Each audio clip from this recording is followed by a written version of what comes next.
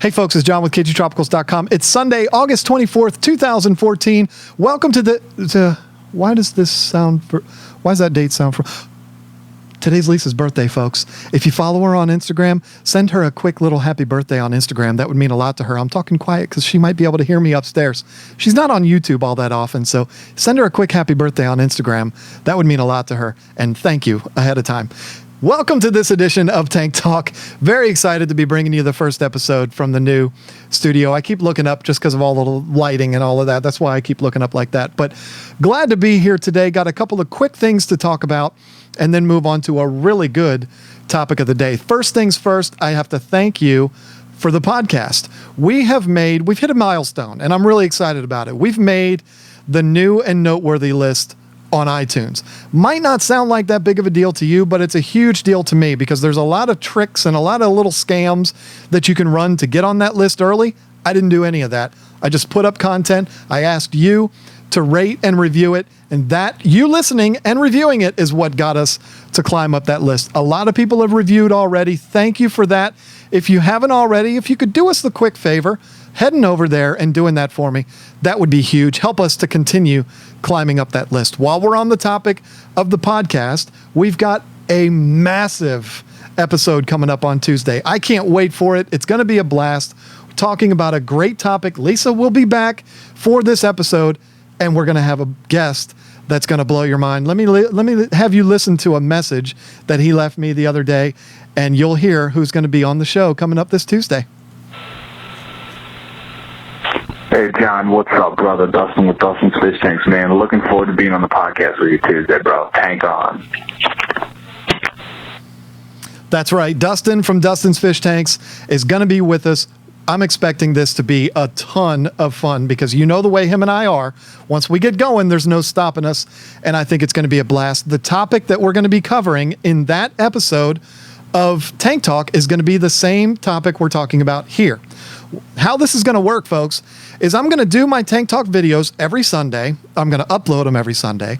And the topic that I cover in that video is going to be the same topic that we cover in the podcast. It's just going to be in much more detail, and we'll be able to go much more in depth on the podcast because y'all don't want to sit here and watch a video that's an hour.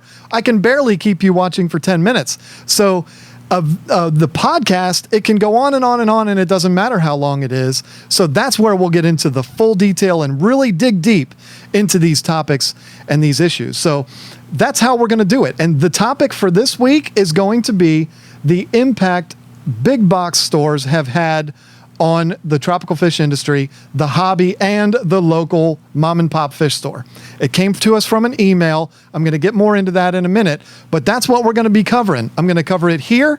Then we're going to move on and talk about it with Dustin on the podcast. It's a sure to be hit. So you definitely want to check that out. iTunes, Stitcher, whatever podcast service you're using, they're all free, folks. Or you can check it out on our website on the Listen to Our Podcast page. It's right there. Check it out. This episode is going to be a blast. Really quick before we get into the topic, we've changed the format for our Q&A series. If you don't know already, I'm doing a Q&A series on video like I have been, but I'm also doing a podcast version of that. What I want you to do, instead of emailing me your questions to kgqa@gmail.com, you can still do that. What I'd rather you do is call that number right there.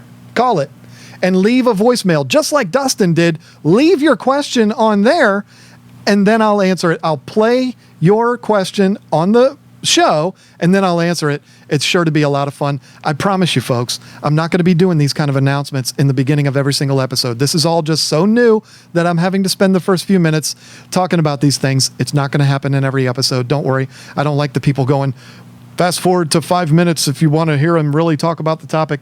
I don't want that. It's not going to be happening all the time. This is going to be much more streamlined. I promise. I just have to get all this out in the first few videos. So, all right, let's move on to this topic because it is a big one and I don't want to waste any more time.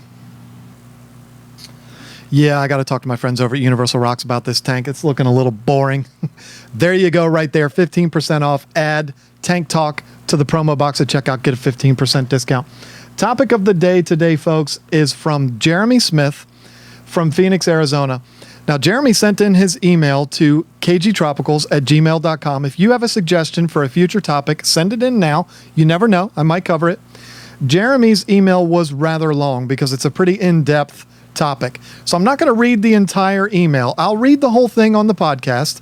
But for sake of time, I'm going to keep it to some highlights and I'll comment on those. But if you want to hear the whole thing, the podcast will be up about midday on Tuesday. So in Jeremy's words here, he says, the topic is big box stores and the effect that they have on the industry and hobby, both good and bad.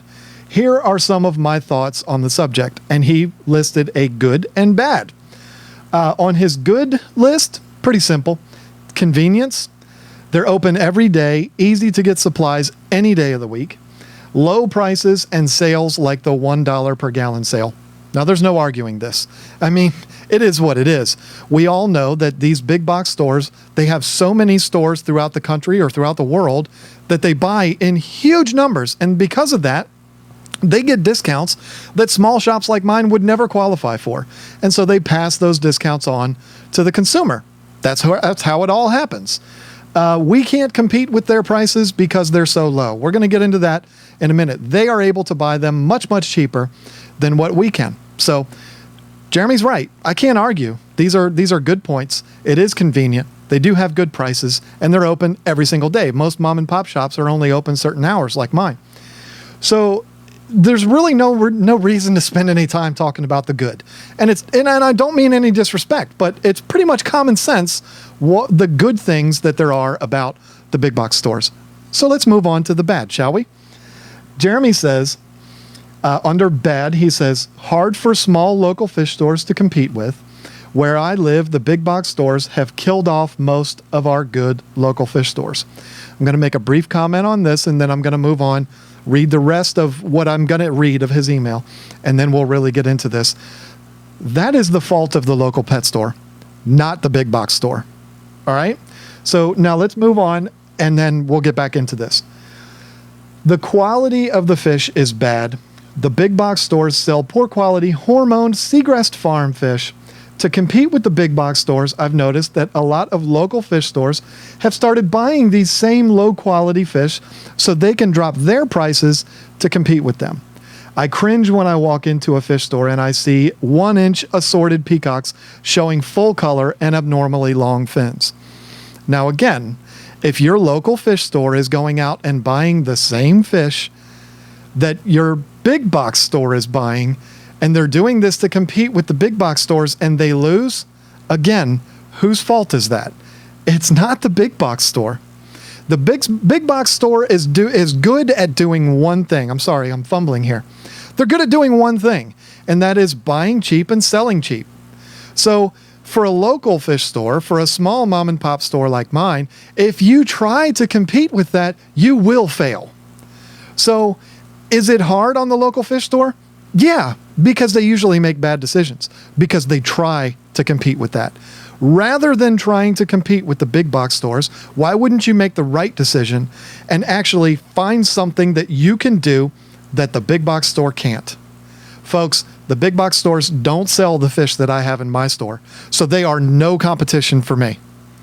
And this is because I knew that if I wanted to compete with them, or if I didn't want to get put out of business by them, I was going to need to have something that they don't. And I do. They have 1, maybe 2 tanks with African cichlids in them. I have 220. So really, who is the big dog in that match? It's not them. I don't consider it competition if I'm only going up against 2 tanks. You see what I'm saying? So I had a long talk with another pet store owner, and he gave me and Lisa a piece of advice that I've never forgotten. He said, instead of trying to compete with those big box stores, find something that you're good at and run with it. Be the best at that thing. Forget about those big box stores. That's exactly what we've done. We took African cichlids, we grabbed a hold of them, and we ran with it. That's what we're known for, and that's what we sell. That's how we put food on the table. I'm not worried about what the big box stores are doing. I'm going to be honest. There's a Petco that's going to open in a few months about 8 miles from my shop. You think I'm losing sleep at night? Nope. because I know who the Petco target audience is. It's not my customers. They're not going after my customers. Petco and PetSmart, their target audience, their target customer is little Jimmy that wants an aquarium for his birthday. Or little Jimmy that gets an A on his report card and wants mommy to buy him a brand new aquarium because he's always wanted fishies. That is who PetSmart and Petco is after. They're not after the people that are spending hundreds of dollars on African cichlids. Thank God they're not, because if they were, then I would have a hard time competing. But that's not what they're after.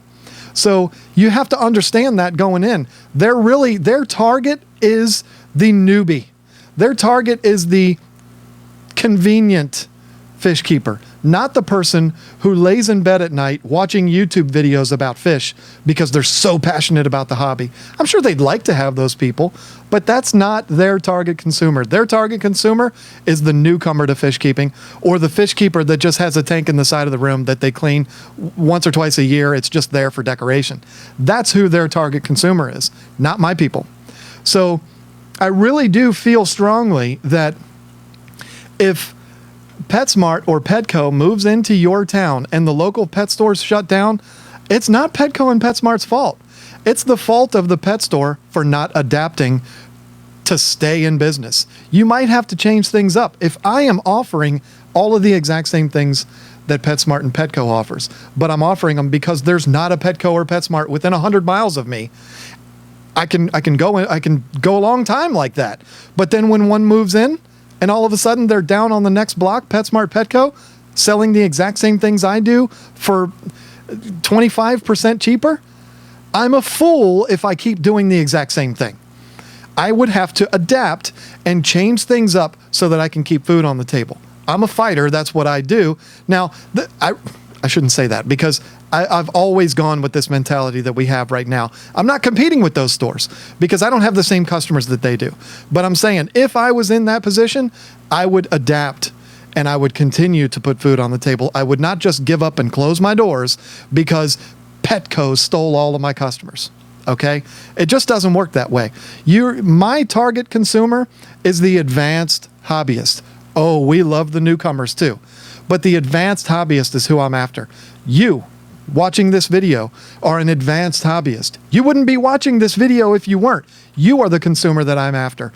I love little Jimmy. I love all the new fish keepers that come in and they're young and they're enthusiastic. I love those kids. But they're not the ones that are spending the money. They have to get an A on their report card before mom will come up with any money for them to get fish. I want you, the consumer that's out there making a living, that is passionate about this hobby. You are the ones who put food on the table for me. So I'm not worried about what PetSmart and Petco does. It doesn't bother me. Now, as far as I do have to comment on the fish thing, you commented on poor quality fish and all that kind of stuff. First of all, it was unfair of me to even include the name Segrest Farms on this list because I don't believe that they have bad fish. Sure, there might be some that come from some farms that go through Segrest. Maybe they're not the best quality. I don't really know. But I know we bought community fish from them a long time ago, and I didn't think that they were poor quality fish. So maybe I shouldn't have included their name. I thought Segrest was perfectly fine. Do I buy my high quality, expensive African cichlids from them? I don't, because I buy directly from the farm. I mean, Segrest Farms is called Segrest Farms, but they're not a breeder. They're an importer, okay?